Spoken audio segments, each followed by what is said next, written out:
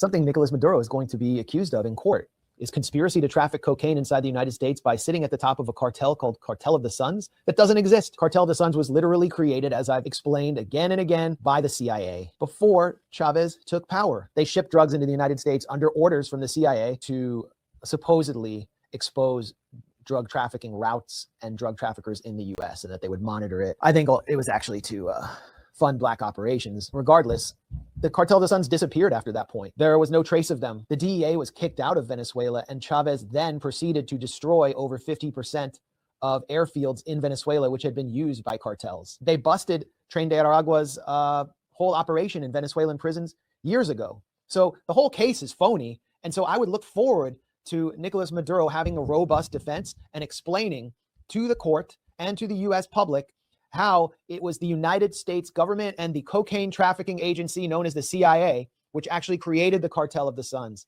After months and months and months of telling you that we had to do the naval blockade of Venezuela because President Maduro is the leader of the Cartel de Solos. We had to do the kidnapping of Maduro because he is the leader of the Cartel de los Solos. We had to sanction the Venezuelans into starvation, even though that didn't actually happen. Venezuela achieved 100% food sovereignty, but that's what they claimed. That's what their intention was. We had to do it because Maduro is the leader of the Cartel de los Solos, or whatever name they came up with. And I mean they, because the Cartel de los Solos is quite literally a CIA operation that funded the CIA's black budget by quite literally funneling drugs into the United States under the leadership of the CIA. Now, after months of this, what do we have happen? Amazing. Amazing. The Justice Department just dropped the claim that Venezuela's Cartel de los Soles is a real group after months of propaganda. Yeah, guys, sorry, mistake. I know we already got Maduro, but sorry, guys. Cartel de los Soles, not a real group. Sorry. Now, why on earth would they potentially do something as insane as that? All these liberals at the New York Times are like, oh my gosh, why Justice Department saying it's not real? It's totally real. We did so many stories on how it's so real. And Maduro's actually he's pushing weight every single night with the Cartel de Solos, sticking the blow up the gringos' noses. The reason is quite simple. First of all, because it's simply not true, right? It's simply not true that President Maduro is the head of this. So if you are going to make a claim against Maduro and you're going to prosecute him in courts before a jury, and it's not true, and you know that because you are the federal government, then it's probably wise to drop that from the indictment. Second reason is because if you include it in the indictment, guess what's going to happen? There's going to be evidence that the defense, the Mr. Pollock, the attorney of President Maduro, is going to be able to stick his nose into, and he's going to be able to find out a lot of dirty secrets about what the CIA was doing with the Cartel de los Soles. So Justice Department drops claim that Venezuela's Cartel de los Soles is an actual group. Last year, before capturing President Maduro, the Trump administration designated a Venezuelan slang term for drug corruption in the military as a terrorist organization and said he led it. Now, they're even putting lies in this story, but let's take a listen to Max Blumenthal briefly, and I mean briefly, explain what was really going on here. Focus on the issue of drugs, though.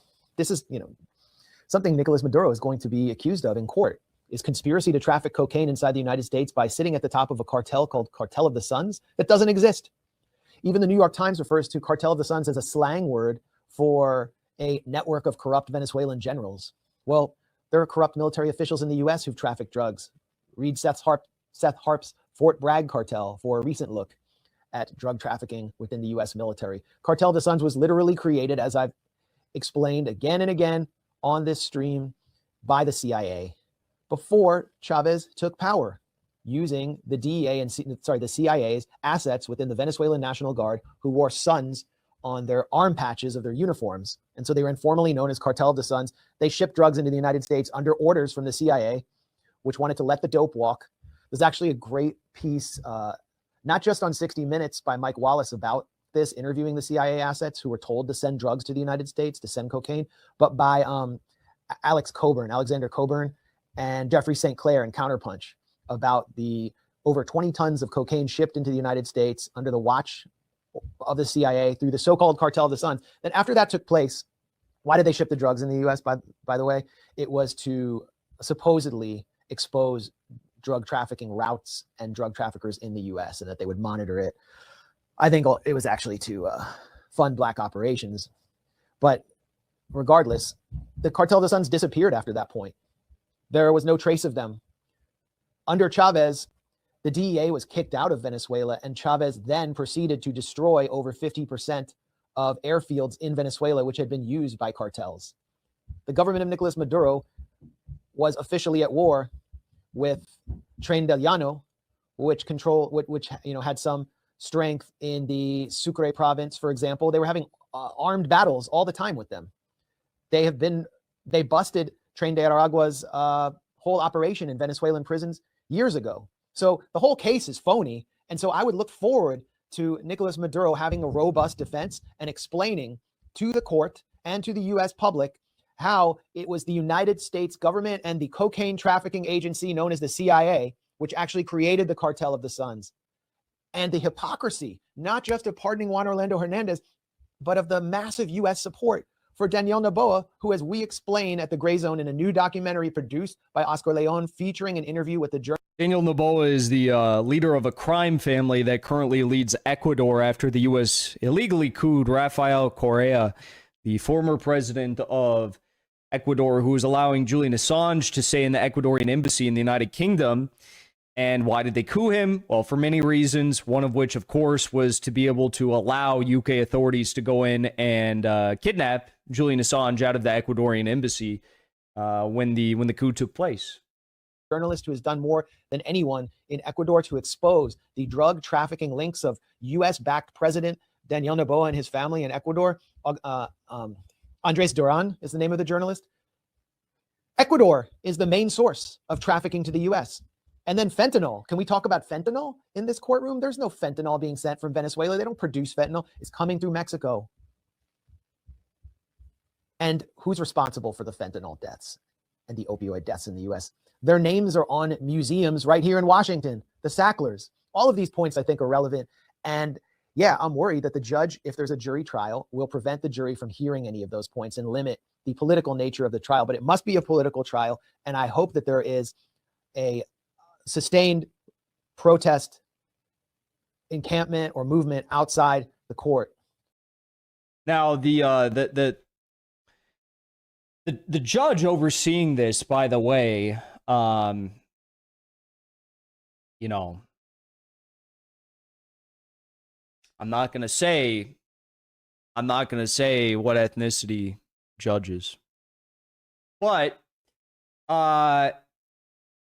the judge also oversaw all of the civil litigation related to 9/11, and all of the families who pursued civil litigation regarding 9/11, they all said this judge covered up the truth, and that if the courtroom had not been so censorious, if the judge had not been so censorious, that Americans would have known what actually was going on 9/11.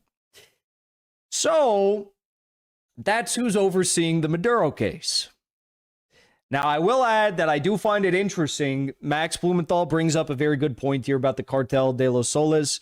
And that is why, effectively, the Department of Justice has dropped the Cartel de los Soles from the indictment because there would have been too many dirty secrets, CIA black budget,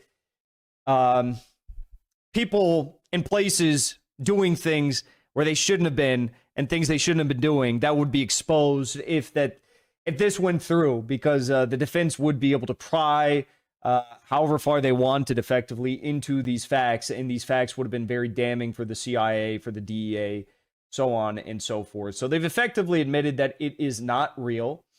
Also interesting, the Gray Zone has published another article revealing that the U.S. Department of Justice indictment of Venezuela's President Nicolas Maduro depends heavily on testimony from a single coerced star witness. So you read these fantastical stories in the indictment about Maduro's doing this and Maduro's doing that, and his military, they're doing this and that. And it's like, where are they getting all this?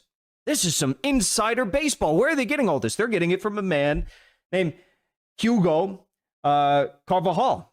Now, Hugo Carvajal was very involved in the Silver Corps operation, which was the attempted invasion led by very corrupt deep state elements within the first Trump administration, Department of Energy, Department of National Security Advisor. These sorts of individuals were all extremely involved. The unofficial ambassador of Venezuela to the U.S. from the Guaido regime. These, Juan Ignacio Hernandez, for example, these figures all roll together. Carvajal, once head of Venezuela's military intelligence, cut a secret plea deal to reduce his own sentence with U.S. prosecutors and is now positioned as a central witness in the U.S. government's narrative tying Maduro to narco-terrorism. Now, why on earth would Mr. Carvajal cut a deal? Well, speaking, with the experience that I do have, knowing a Venezuelan diplomat, minister actually, who was arrested at gunpoint with the threat of the invasion of Cape Verde after the U.S. forced Cape Verde to down his plane effectively and arrest the diplomat, the minister, once he arrived in Cape Verde. The Navy encircled Cape Verde and threatened to launch a war on the country if they did not extradite this Venezuelan minister that was leading the sanctions evasion for the Venezuelan people to get food, to get diluents for the oil refining capabilities, to get medical supplies to the Venezuelan people amid the 2019 sanction campaign. What happened to him, Minister Alex Saab, when he was brought to Miami and imprisoned in Miami? He was tortured. He was deprived of basic necessities, deprived of food, deprived of medical attention, blaring loud music at insane hours a day, sleep deprivation, keeping bright lights. He told me a story about how they kept him in this room and they had these giant industrial lights pointing in at him from all directions. So this is what they do to people who are a part of governments. They get captured, they get arrested, they're part of governments that the U.S. doesn't like. What they do is they torture them and they, deprive them of any contact with their families. And they say, look, if you say that Maduro did this, that, and the other, we'll let you go, or we'll be easy on you. We'll do this for you. And that's exactly what happened with Alex Saab, except Alex Saab did not make a deal, and that's why he was held for as long as he was. Okay. Now, I would imagine that's probably what happened with this Carvajal guy. He did make a plea deal. I mean, that is a fact. He did make a plea deal. Critics say the indictment relies on his testimony despite clear evidence, including a U.S. intelligence assessment showing Maduro did not control the Venezuelan gang the DOJ claims he conspired with. This is a less legal case and more a political spectacle built around a witness and a deeply conflicted and compromised record. Now, I'll be honest, this case does not seem like it's open and, let me put it this way. The state is going to try to make this case open and close. They're going to, manipulate facts. They're going to misrepresent what actually happened. They're going to falsify records. They're going to do whatever they need to do. They're going to force this guy with more torture if he does not give the testimony that's needed to, quote unquote, indict Maduro or charge Maduro. Now, I personally don't think that even with all of the fuckery, that they are going to be pursuing regarding this, prosecution, I do not believe that a jury of New Yorkers is going to believe that this is an open and shut case. Over 70% of Americans oppose what Trump did going in and getting Maduro. That's insane. Right? And that's even with no Americans dying. Imagine if the U.S. military gets sent in to occupy those oil fields, which is a distinct possibility at this point in time. Right? Over 70% of Americans already oppose this. How much can that possibly go up? Well, if Americans start dying, quite a bit. And this is a highly, highly, massive spectacle, this whole case. There's no way to get an impartial jury on this matter, right? Everyone is seeing the news. Everyone knows what's happening. Everyone is having discussions about this. Everyone has an opinion on this. So it begs the question, how are they going to get a jury? We already know that the defense is not going to allow some like Venezuelan exile or some like ExxonMobil shareholder to sit on the board. So this is going to be a very interesting case to watch. And I intend to actually do a very detailed breakdown of all of this. I do enjoy watching these detailed courtroom breakdowns and stuff. Obviously, I cannot be in the courtroom. I'm not in the United States. But I'm going to try to give you, when the time comes, I'm going to try to give you the best day-to-day breakdown I can of the case as it proceeds. Obviously, I've met Maduro, spent a little bit of time with him. I've spent a good chunk of time in Venezuela. I probably spent, in total about a month in Venezuela. And I got a lot of love for Venezuela. So I intend to cover this as well as I can. And we are going to watch this. And I don't think it's going to be extremely easy for the prosecution. Keep in mind, the States has never failed to prosecute a head of state that they have seized or arrested or extradited. They have never failed to prosecute a head of state of a foreign government. Could this be the first? I don't know. They already dropped the Cartel de los Solos. I think they're going to have difficulty finding an impartial jury, and the majority of Americans don't support this. Their key witness is a total fake and fraud that's being tortured to say this stuff effectively. He got a plea deal to say this. I don't think this is going to be as easy as the state would hope to believe. Before you leave, I want to say thank you for the support.